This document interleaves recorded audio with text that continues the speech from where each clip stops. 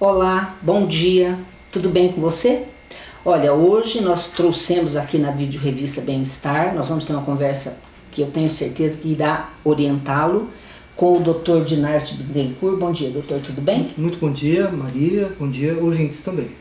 Ótimo, então nós vamos conversar hoje, porque assim, as pessoas estão inquietas, tem muita gente ainda desempregada e tem gente trabalhando em casa, trabalhando junto com algum amigo, parente, informalmente.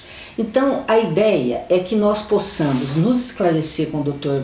Dinarte a respeito das vantagens e desvantagens de fazer um tipo de empresa ou outro e entender o que é melhor, mais seguro. Doutor, as pessoas manterem uma empresa informal é bom? Qual a diferença de formal para informal, para que todos entendam? Olha, nesses 30 e poucos anos que a gente está atuando aí, né, já voltado à assessoria jurídica empresarial, Sim. Nós percebemos realmente que o brasileiro é essencialmente empreendedor. Né? Então nós vemos aí, por exemplo, donas de casa que de repente começam a fazer pão, salgado para vender, e ali o negócio cresce. Sim, sim, né? sim, bem legal. É um empreendimento. Né? Agora, quando o negócio cresceu, né?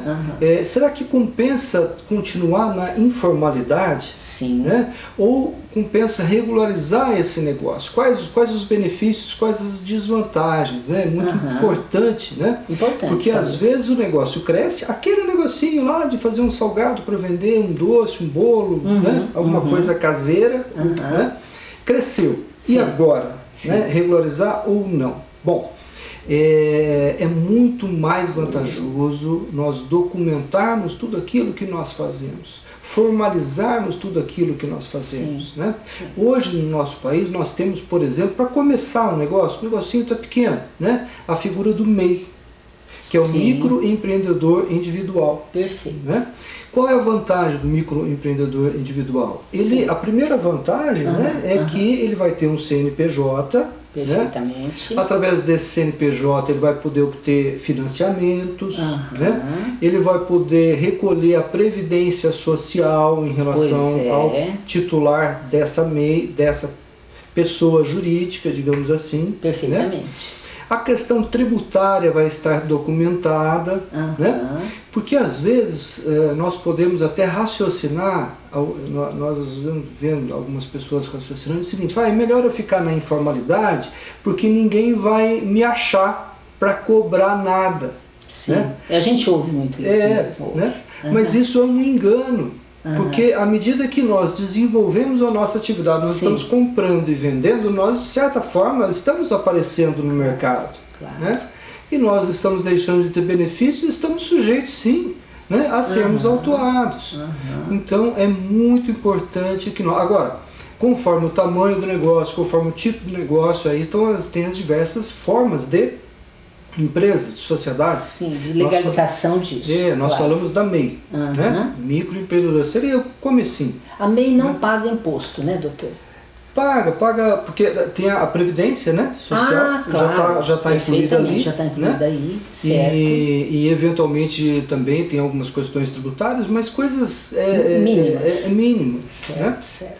E aí a empresa, se nós partimos já para uma empresa de pequeno porte, né? Perfeitamente. Já digamos que nós temos já um sócio. Perfeito. Né? Então essa empresa de pequeno porte, ela vai ser, tributariamente falando, ela pode optar pelo Simples Nacional, pagamento do Simples Nacional. Boa saída, né? boa saída. Então no Simples Nacional ali, os impostos também são mais em conta. Né? Para se ter uma ideia, muito mais vantagem. Por exemplo, digamos que a pessoa trabalha numa atividade imobiliária, corretor de imóveis. Né? Se ele receber na pessoa física dele, tiver uma renda na pessoa física, dependendo do nível, ele vai pagar até 27,5% de imposto de renda. E se ele estiver com uma empresa, uma pessoa jurídica, optante do Simples Nacional, ele vai pagar um imposto de 6,5%. O conjunto dos impostos. Né? Vai estar regularizado, vai pagar a sua previdência, não vai ter sustos com fiscais. Né? Então, realmente é muito bom. Vale a pena essa organização e pensar no futuro também, no crescimento e tal. Muito legal. né? Então, bom, tá, a pessoa resolveu, montou uma empresa, arrumou um sócio, cresceu, saiu do MEI, por exemplo, e foi para uma outra condição, pequeno porte. Quais são os principais cuidados que ela deve ter ao montar uma empresa pequeno porte, doutor? Porque são os mesmos que uma grande empresa vai ter. Sim. Né? Olha, como nós estamos partindo da ideia que o negócio está ainda no início, né? Sim. Partiu para formalização, escolher o tipo de sociedade, né? Certo. E tem algo assim bem simples que às vezes passa também batido. Né? Não. Então a pessoa começou o negócio e colocou uma marca, um nome no seu negócio. Certo. E aquele negócio pegou, a marca pegou. Né? Eu vi outro dia favela orgânica. Né? Uma empreendedora lá na favela plantando coisas e empreendendo. Sim. O nome Favela Orgânica é um nome que pegou. Né? Então tem que registrar esse nome. Né? E há uma diferença entre razão social e marca. Boa ideia. Né? A razão social você registra lá na junta comercial, né? Você vai ter um CNPJ perante a Receita Federal. Então, por exemplo, muito famoso, Casas Pernambucana é nome de fantasia, é a marca. Sim. Arthur Lundgren é a razão social. Muito bem. Né? Então, nós precisamos fazer isso. Agora, tem uma diferença então entre razão social, marca e domínio. Hoje é uma coisa que muita gente esquece também do domínio, do nome do seu site, do seu e-mail, né? Sim. Que também é uma coisa que você está divulgando para as suas clientes. Hoje se faz tudo pela internet. Tudo, né? tudo. Realmente. Então tem que registrar razão social, marca no INPI e o domínio nos meios também adequados. Digitais. Perfeitamente. Quer dizer, isso é uma maneira de começar uma coisa que já se vem empreendendo, investindo suor, algum dinheiro guardado e tal, de maneira segura, né, doutor? Exatamente. Eu acho que nós temos que ir dando passos, né? Começando, mas com vistas lá em cima, de chegar com otimismo. Porque ninguém abre um negócio pensando que não vai dar certo. Você tem um sonho de crescer, todo mundo imagina. Ou se não for isso, pelo menos de ter suas contas ajustadas. Pensando, eu falei pensar no futuro no início, mas pensando mesmo. Porque contribuir com o INSS, pensar numa aposentadoria desta do INSS privada depois talvez até, fazer algum tipo de investimento, tudo isso parte de uma organização que a gente vai tendo, né, doutor? Exatamente.